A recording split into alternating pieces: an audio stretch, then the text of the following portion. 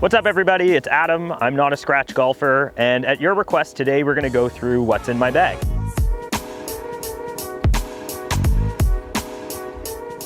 There's a good saying that you should buy it right or you'll buy it twice. And as we go through my bag, we'll see that there's too many things in this bag that I have bought twice.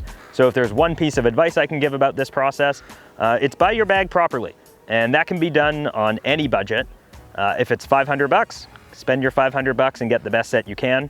If you're like me and you say to yourself, I'm gonna play a lot of golf, don't make the mistake I did and tinker with clubs for 4 years. Go to a fitter, get fitted clubs, they'll be good. You won't second guess them. And we'll go through my bag and we'll see all of the things I have second guessed. We're gonna start with driver, which is the only club I have purchased intelligently. It is a Titleist TS2. And after starting golf with a tailor-made driver of some kind or another, I did decide to go and get fitted for this. They fit me into a spec that I never would have guessed. It's lofted up to a little over 11 degrees. I think it's 11.25 degrees. And it's also adjusted so that the lie angle is upright, which is weird because I'm super short and my arms are quite long. So most of my clubs have been fitted to be adjusted flat. The driver they made upright might have been to promote a draw that I now have. So that was how they fit me in terms of loft and lie. And for shaft, they put me into a Hazardous Smoke 5.5, which plays between a regular and a stiff. I got this club 2 years ago. I've been golfing for 4 years for context. And this is probably on most days the steadiest club in my bag. Since starting the channel, I've had lots of days where I'm a little inconsistent with this. But generally speaking, this is a good club for me. At sea level and neutral conditions, I probably only carry it about 220, 225. But I hit a low trajectory in a draw, so 250 is a good number for me. And like I said, at neutral conditions, sea level, if I hit anything over 250, I've hit a great drive. So that's driver. Like I said, the only club that I really got fitted for, and I see no reason to take it out of my bag. So that's driver. 3-wood, at the same time I got the driver, instead of getting fitted, I figured I would go out and get a matching 3-wood. So also Titleist TS2. And calling it a 3-wood is a bit of a misnomer. It's actually a 4-wood at 16.5 degrees. And what's interesting is I'm a pretty low swing speed player. My driver speed is not above 100 miles an hour. So because of that, I decided to buy a 4-wood, 16.5 degrees instead of 15 degrees, with the theory that I probably wouldn't hit this any shorter than the 3-wood, and that seems to be true. I also got the same Hazardous 5.5 shaft in it. I figured if I was fit into that for the driver, might make sense with the 4-wood.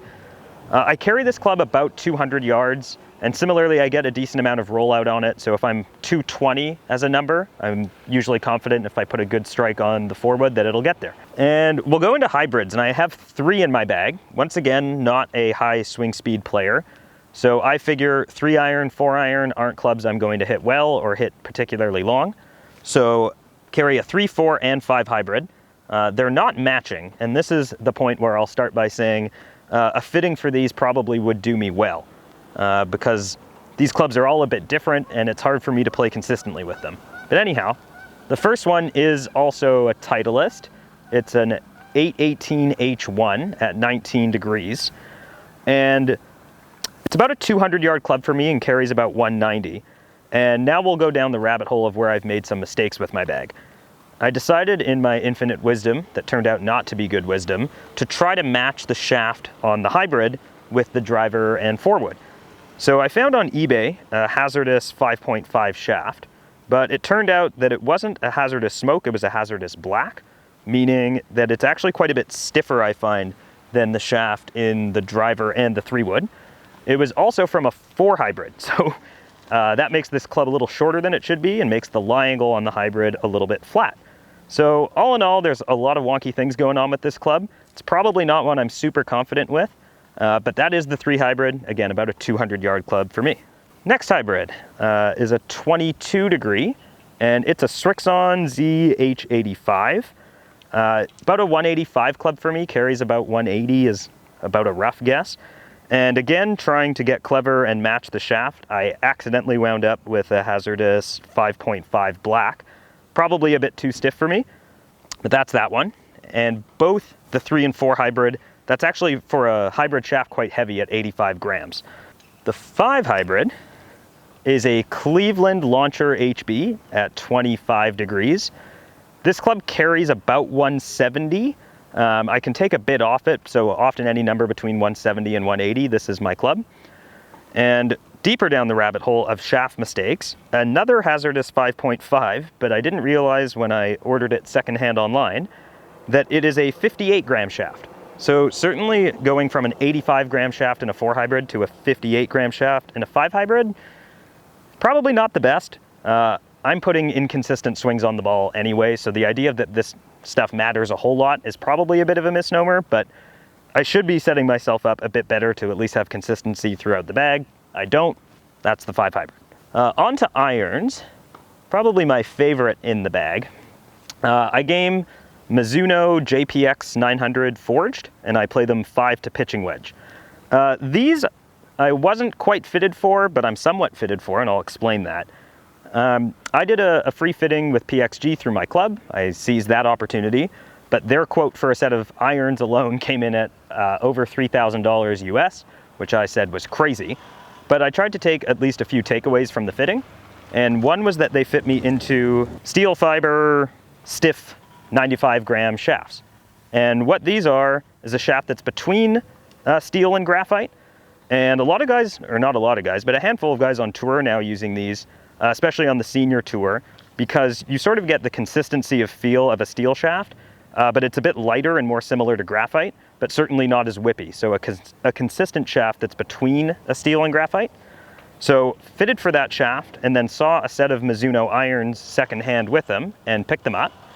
And another thing I did with the irons is get fitted for lie angle, and discovered relative to Mizuno standards, I'm 2 degrees flat. So I had all of these adjusted 2 degrees flat.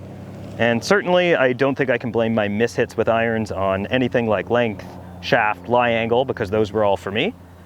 And we'll put the numbers up on screen here of how far I carry and conceptualize each iron for in terms of distance. On to wedges in the bag. I carry a 54 and 60 degree Titleist SM7s. So a lot of people will carry 4 wedges. I'm a player who is pretty bad on the top end of my bag, so I choose to have an extra club there and subtract a wedge. And I grew up playing a lot of pitch and putt, so wedges are clubs, pitching wedge, sand wedge. I'm pretty confident taking some off of either of them, so I don't particularly miss having a gap wedge. Got fitted for these as well. Not so much an entire fitting, but just for lie angle, and discovered, I think these are, I fit for them 3.5 degrees flat, which is pretty wild.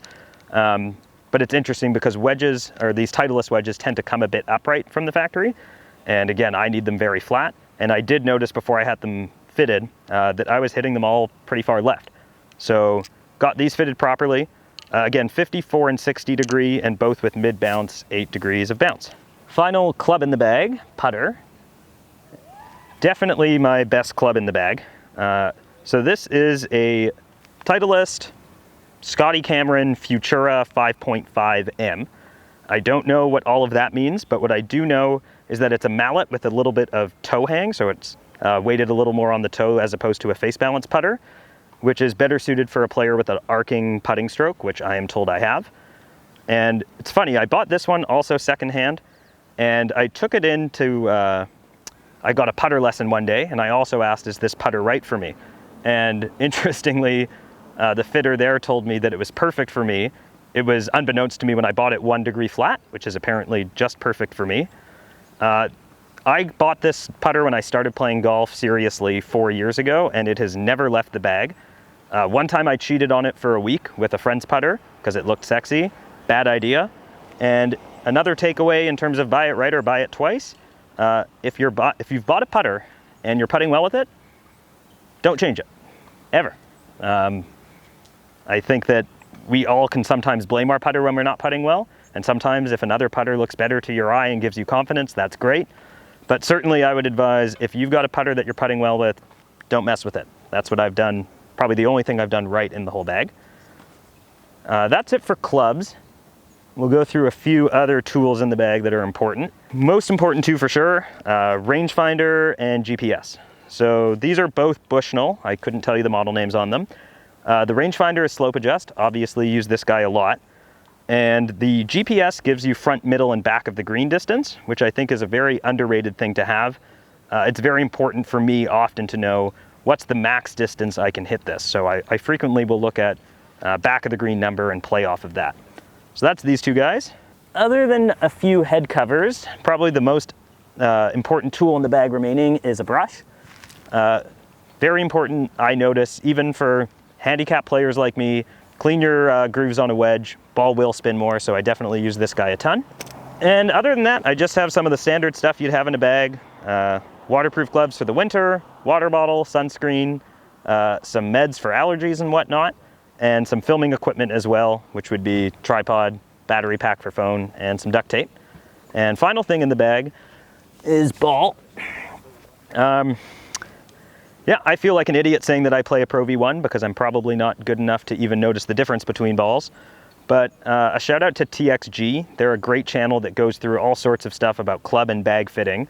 And they pointed out something interesting, which is that you should really fit for a ball from the green on back. So what feels good off your putter, what feels good off of a wedge. And I do notice that this feels noticeably different than, you know, a lesser ball. So that's the reason I play it. But certainly if there are other balls around, I will play them as well. But I do, on most days, play a Pro V1. And that's about it for what's in the bag.